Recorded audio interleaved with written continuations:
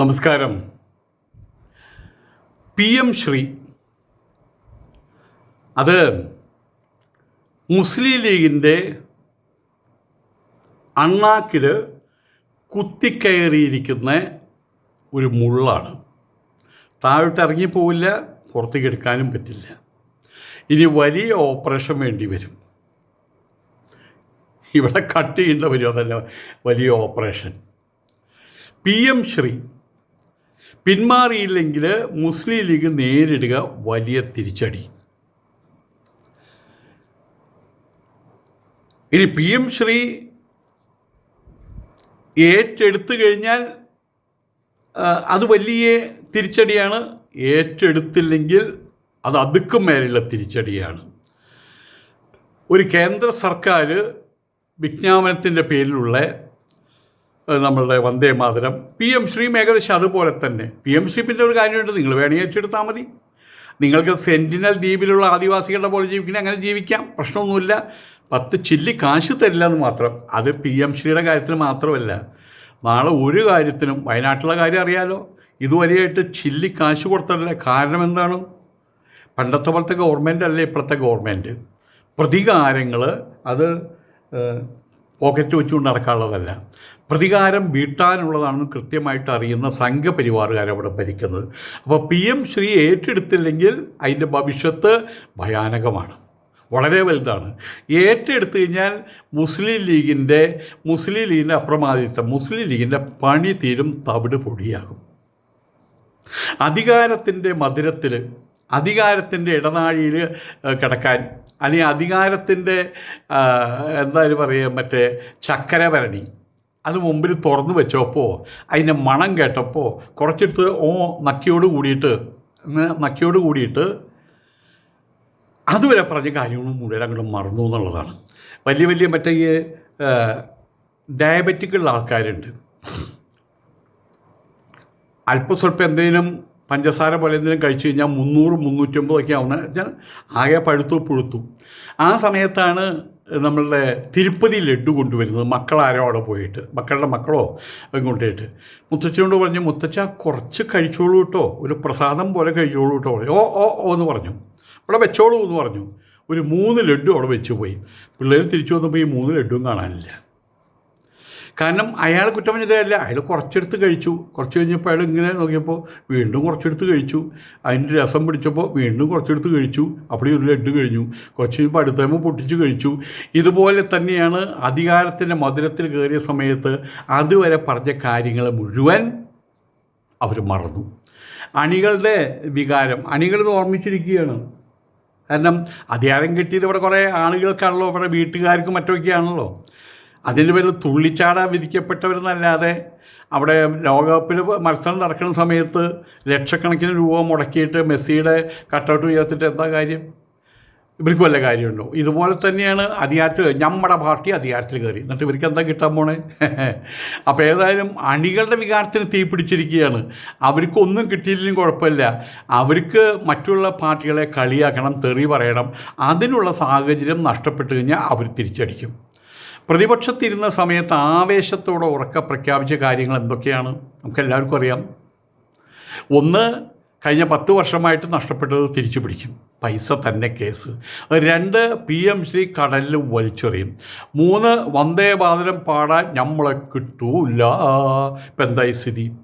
ഇതെല്ലാം തന്നെ ഈ പറഞ്ഞ കാര്യങ്ങൾ, ഛർദ്ദിച്ച കാര്യങ്ങൾ അതേപോലെ വാരി ആവേശത്തോടു കൂടി വിഴുങ്ങുന്നൊരവസ്ഥയല്ലേ ഇവിടെ വന്നിട്ടുള്ളത്. അതിൻ്റെ ഒപ്പം അണികൾ നിൽക്കാൻ തയ്യാറില്ല എന്നുള്ള ഇപ്പോൾ അവരുടെ പ്രശ്നം. പ്രതിപക്ഷത്തിരിക്കുന്ന സമയത്ത് ആവേശത്തോടെ ഉറക്കെ പ്രഖ്യാപിച്ച് നയപരമായിട്ടുള്ള വിയോജിപ്പ് പരസ്യമായിട്ട് ഉയർത്തിക്കാട്ടിയ വിഷയങ്ങൾ മേൽപ്പറഞ്ഞ വിഷയങ്ങളാണ്. അധികാരത്തിലെത്തിയ സമയത്ത് അതേ നിലപാട്.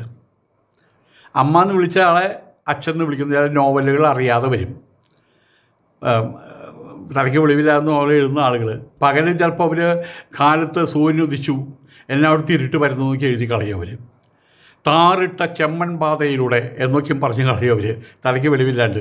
ഇതുപോലെ തന്നെ കാര്യങ്ങൾ ഉൾട്ടയായിട്ട് നേരെ തിരിച്ചു വെച്ച് പ്രതികരിക്കുക അവർ ചെയ്തത്, നിലപാടുകൾ തിരുത്തുകയാണ് ചെയ്തത്. നിലപാടുണ്ടോ എന്നുള്ള കാര്യം അറിയില്ല. ഏതായാലും എല്ലാ രാഷ്ട്രീയ പ്രസ്ഥാനത്തിനും അത് തിരിച്ചടിയാണ്. ഒരു സുപ്രഭാതത്തിലാണ് ഈ നിലപാടുകൾ തിരുത്തുന്നത്. കേന്ദ്ര സർക്കാരിൻ്റെ PM ശ്രീ പദ്ധതി നടപ്പാക്കുന്നതുമായിട്ട് ബന്ധപ്പെട്ട് നിലവിൽ UDF സർക്കാരും അതിലെ പ്രധാന ഘടകകക്ഷിയായിട്ട് മുസ്ലിം ലീഗും എത്തിച്ചേർന്നിരിക്കുന്നത് ഇതുപോലെയുള്ള ഒരു വലിയ കുടുക്കിലാണ് പെട്ടുള്ളത്. അത് ആ കുടുക്കിന്ന് ഊരിപ്പോരാൻ വേണ്ടിയിട്ട് വലിക്കുന്നോറും കുടുക്ക് മുറുകുകയാണ് ചെയ്യുന്നത്. നമ്മൾ കണ്ടില്ലേ, പന്നിക്കും കുടുക്ക് വയ്ക്കുന്ന സമയത്ത് ആ കുടുക്കിൽ വിടും. അപ്പോൾ പിന്നെ പന്നി ഇങ്ങനെ കരഞ്ഞുകൊണ്ട് വലിച്ചു പൊട്ടിയാൽ നോക്കുന്നോറും ഈ കുടുക്ക് മുറുകും. അതുതന്നെയാണ് ഇപ്പോൾ ഇവർക്ക് സംഭവിച്ചിട്ടുള്ളത്. മുൻപ് LDF ഭരണകാലത്തിൽ കേന്ദ്രവുമായിട്ട് കരാർ ഒപ്പിട്ടപ്പോൾ അതിനെതിരെ ശക്തമായിട്ട് രംഗത്ത് വന്നവരാണ് ഇവർ. UDF അധികാരത്തിൽ വന്നാൽ പദ്ധതി അറബിക്കടലിൽ എറിയുമെന്ന് പ്രഖ്യാപിച്ചവരാണ് ഇവർ. വീണ്ടും മഹാത്മാഗാന്ധിയെയും സർദാർ വല്ലഭായ് പട്ടേലിനെ തിരിച്ചു കൊണ്ടുവരുമെന്നും സവർക്കറിനെയും അതുപോലെയുള്ള ആളുകളെയും RSN ആചാര്യന്മാരെയൊക്കെ ചുരുട്ടിക്കൂട്ടി ഞങ്ങൾ കടലിൽ എറിയുമെന്ന് പറഞ്ഞവരാണ് ഇവർ. ഇപ്പം ചെയ്യുന്നത് എന്താണ്? ഏതായാലും UDF അധികാരത്തിൽ വന്ന പദ്ധതി അറബിക്കടലിൽ എറിയുമെന്ന് പ്രഖ്യാപിച്ചു. അങ്ങനെ ചെയ്ത ലീഗ് നേതാക്കൾ ഇന്ന് ആ വാക്ക് അതേപോലെ വിഴുങ്ങേണ്ടി വന്നിരിക്കുകയാണ്.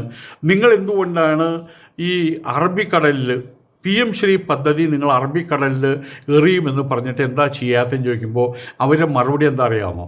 അറബിക്കടലിൽ PM ശ്രീ ഞങ്ങൾ ഏറ്റുവാങ്ങാൻ ഇഷ്ടപ്പെടുന്നില്ല, അത് അറബിക്കടലിൽ എറിയുമെന്ന് ഞങ്ങൾ പറഞ്ഞിട്ടുണ്ട്. പക്ഷേ ഇപ്പോൾ എന്തുകൊണ്ടാണ് ഇങ്ങനൊരു നടപടി എടുത്തു കഴിയില്ല? അതാണ് അതിൻ്റെ കാര്യം. ഇതാണ് അണികളോട് പറയുന്നത്. അതിനുവേണ്ടി ഒരു ഉപസമിതി ഉണ്ടാക്കിയിട്ടുണ്ടെന്ന്. PMC നടപ്പാക്കണോ നടപ്പാക്കണ്ടേ എന്നതിനെ എന്നതായിട്ട് കുറിച്ചുകൊണ്ട് ഒരു കമ്മിറ്റി ഉണ്ടാക്കിയിട്ടുണ്ടെന്നാണ് പറയുന്നത്. ആ കമ്മിറ്റിയുടെ കാലയളവ് പറഞ്ഞിട്ടില്ല, ഇത്ര മാസത്തിനുള്ളിൽ പറഞ്ഞിട്ടില്ല. 5 വർഷം ആ കമ്മിറ്റി കൂടാൻ പോകുന്നില്ല. കാരണം വിഷയം അതാണ്. ആ കമ്മിറ്റി എന്ത് തീരുമാനമെടുത്താലും അത് നടപ്പാക്കാൻ പറ്റാത്ത സാഹചര്യമാണ്. ആയതുകൊണ്ട് PM ശ്രീയെക്കുറിച്ച് മിണ്ടിപ്പോകരുന്ന അണികളോട് പറയാൻ പറ്റില്ലല്ലോ. അപ്പോൾ അവരോട് പറഞ്ഞിരിക്കുകയാണ്, ഞങ്ങളൊരു ഉപസമിതി ഉണ്ടാക്കിയിട്ടുണ്ട്, ആ ഉപസമിതി അവിടെ ചർച്ച ചെയ്യട്ടെ, എന്നിട്ട് അവരെന്തൊരു തീരുമാനം പറയുന്നു ആ തീരുമാനം ഞങ്ങൾ അംഗീകരിക്കാം. PM ശ്രീ ഒരു കാരണവശാലും നടപ്പാക്കില്ല എന്ന് പറയാൻ ഇവർക്ക് കഴിയുന്നില്ല.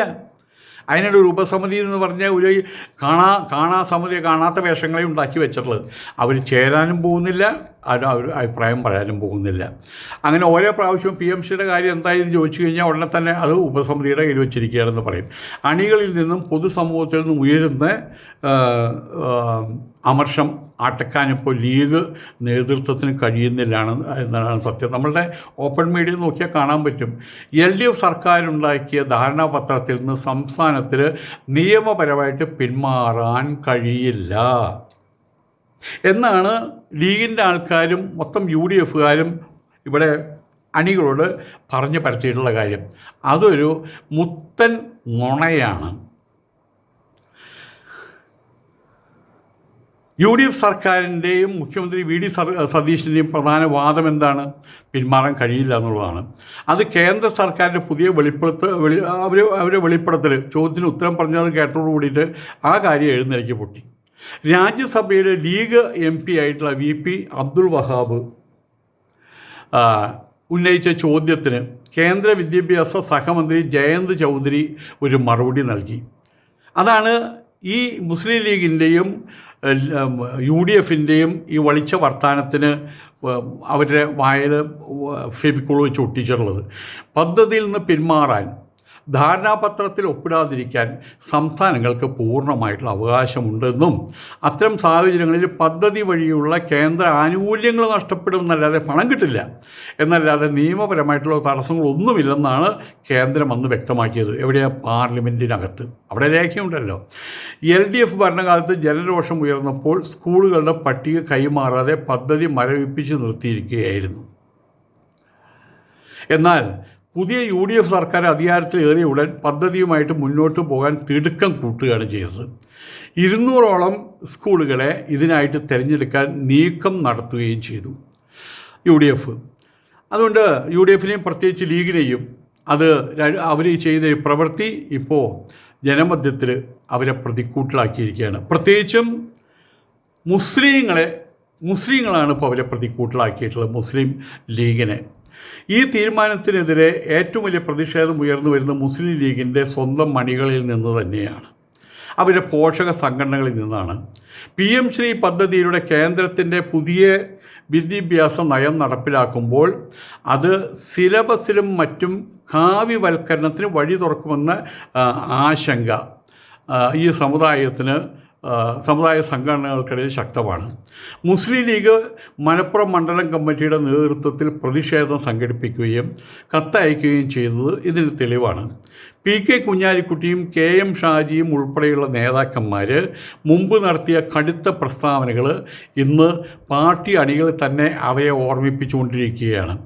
ഇത്തരമൊരു പദ്ധതിയുമായിട്ട് മുന്നോട്ട് പോയാൽ അത് താഴെ തട്ടിലുള്ള പാർട്ടി അണികളിൽ വലിയ അസംതൃപ്തിക്ക് കാരണമാകും.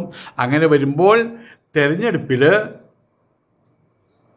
വായിൽ വിരലിട്ട് ഈമ്പിക്കൊണ്ടിരിക്കേണ്ട ഗതിയുടെ ഒരു നാടൻ ഭാഷയിൽ പറഞ്ഞു കഴിഞ്ഞാൽ മുസ്ലിം ലീഗിൻ്റെ രാഷ്ട്രീയവും അതുപോലെ സാമുദായികവും രണ്ട് കൂട്ടിക്കലർത്തിയുള്ള പരിപാടിയാണല്ലോ അവരുടെ. സാമുദായികവുമായിട്ടുള്ള നിലനിൽപ്പിന് എന്നും അടിത്തറയായിട്ട് നിൽക്കുന്നത് പാണക്കാട് തങ്ങന്മാരുടെ വാക്കും സാമുദായിക സമവാക്യങ്ങളുമാണ്. എന്നാൽ സമസ്ത കേരള ജമിയത്തുൽ ഉലമ ഉൾപ്പെടെയുള്ള പ്രമുഖ മതസാമൂഹിക സംഘടനകൾ PM ശ്രീ പദ്ധതിക്കെതിരെ ശക്തമായിട്ട് രംഗത്ത് വന്നിട്ടുണ്ട്. പാണക്കാട് സയ്യദ് അലി ശിഹാബ് തങ്ങളെയും വലിയ രീതിയിൽ അത് സമ്മർദ്ദത്തിലാക്കിയിട്ടുണ്ട്. ഇടത് നേതാക്കളായിട്ടുള്ള KT ജലീൽ, പ്രൊഫസറാണ് അദ്ദേഹം, പ്രൊഫസർ KT ജലീൽ ഉൾപ്പെടെയുള്ളവർ സാദിഖ് അലി തങ്ങൾക്കെതിരെ ശക്തമായിട്ട് വിമർശനങ്ങൾ അവർ ഉന്നയിച്ചിട്ടുണ്ട്. പദ്ധതിയുടെ പേരിൽ സമുദായത്തെ തെറ്റിദ്ധരിപ്പിച്ചു എന്നാരോപിക്കുകയും ചെയ്യുന്നത് വിഷയത്തിൻ്റെ ഗൗരവം വർദ്ധിപ്പിക്കുന്നു. ആധ്യാത്മിക കൂട്ടിക്കലർത്തി ദൈവത്തിൻ്റെ പേരിലാണ് ഈ പദ്ധതി ഇവിടെ വരണമെന്ന് പറഞ്ഞ് ജനങ്ങളെ തെറ്റിദ്ധരിപ്പിച്ചിട്ടുള്ളത്. ആയതുകൊണ്ട് തന്നെ സാമുദായികമായിട്ടുള്ള ആധ്യാത്മികമായിട്ടുള്ള മതപരമായിട്ടുള്ള കാര്യത്തിൽ മേലെ നിൽക്കുന്ന ആൾക്കാർ രാഷ്ട്രീയത്തിലും കൂടി ഇടപെടുമ്പോൾ ഇത്തരം തെറ്റുകൾ സംഭവിക്കും. അതായിരുന്നെന്ന് പലരും അദ്ദേഹത്തെ ഉപദേശിച്ചിട്ടുണ്ട്, പാണക്കാട് തങ്ങളെ ഉപദേശിച്ചിട്ടുണ്ട്. കേരളത്തിലെ മൊത്തം ജനസംഖ്യയുടെ 26% വരുന്ന മുസ്ലിം വോട്ട് ബാങ്കാണ് മുസ്ലിം ലീഗിൻ്റെ പ്രധാന ശക്തി കേന്ദ്രം.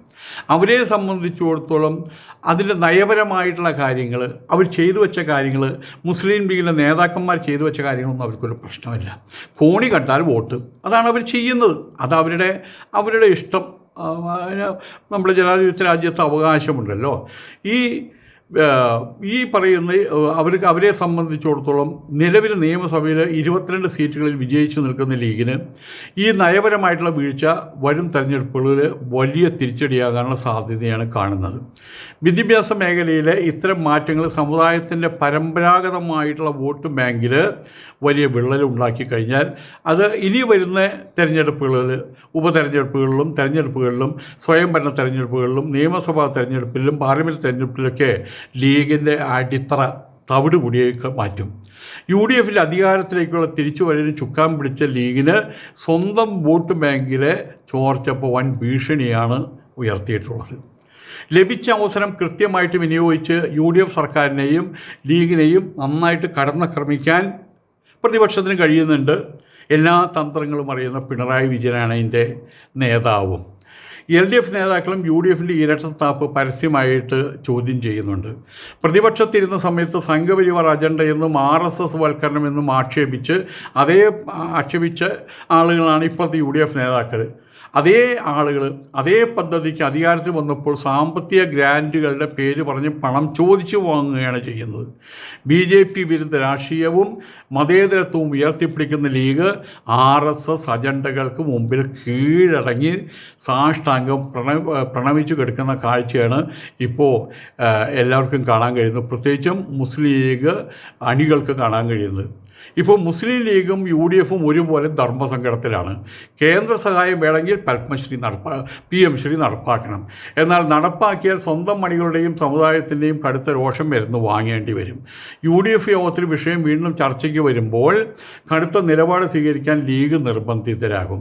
സിലബസിൽ കേന്ദ്ര ഇടപെടൽ ഉണ്ടായാൽ നിയമപരമായി നേരിടുമെന്നും പാഠ്യപദ്ധതിയുടെ സ്വയംഭരണാധികാരം നെറ്റു നൽകില്ലെന്നും സർക്കാർ വിശദീകരിക്കുന്നുണ്ട്.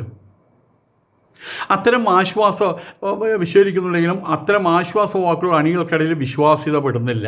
അവരെന്താണ് പറയുന്നത്? PM ശ്രീ ഇവിടെ നടപ്പാക്കുമ്പോൾ അതിലെ പാഠ്യപദ്ധതികൾ ഞങ്ങൾ അത് തീരുമാനിക്കുന്നത് നടപ്പുള്ള കാര്യമല്ല.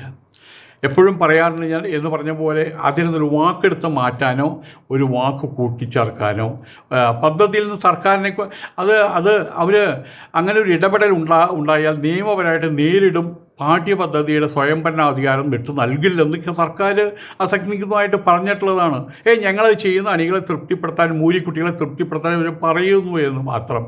ഏതായാലും പെട്ടത് വൻ ഊരാക്കുടുക്കിലാണ് എന്നത് വ്യക്തമായി കഴിഞ്ഞു. പദ്ധതിയിൽ നിന്ന് സർക്കാരിനെ കൊണ്ട് പിന്മാറ്റിക്കാൻ കഴിഞ്ഞില്ലെങ്കിൽ മുസ്ലിം ലീഗ് നേരിടാൻ പോകുന്നത് സമാനതകളില്ലാത്ത രാഷ്ട്രീയ തിരിച്ചടിയായിരിക്കും. കൂട്ടത്തിൽ പറയേണ്ട മറ്റൊരു കാര്യം, പിന്മാറിക്കഴിഞ്ഞാൽ അത് ഏറ്റെടുത്തു കഴിഞ്ഞാൽ മുസ്ലിം ലീഗ് നേരിടുന്നത് വലിയ രാഷ്ട്രീയ തിരിച്ചടിയായിരിക്കും.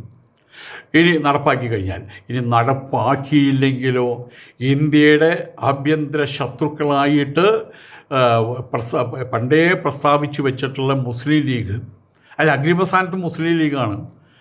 ആ ഒരു ചിന്താഗതി ഇനി ജനങ്ങളിലേക്ക് പടർത്താൻ കേന്ദ്രത്തിന് അഥവാ സംഘപരിവാറിന് വ്യയം വളരെ കുറച്ച് മതി. വ്യയമില്ലെങ്കിൽ ഇപ്പോൾ ആൾക്കാർ മനസ്സിലാക്കി തുടങ്ങി.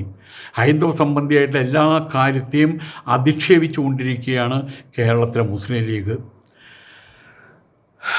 അതവർക്കൊരിക്കലും ആശാസ്യമായിട്ടുള്ള കാര്യമല്ല. കാരണം മേലോട്ടൊരു കല്ലെറിഞ്ഞിട്ട് മേലോട്ട് നോക്കി നിന്നാൽ തലമണ്ട പൊളിയില്ലേ താഴത്ത് വന്നിട്ട്.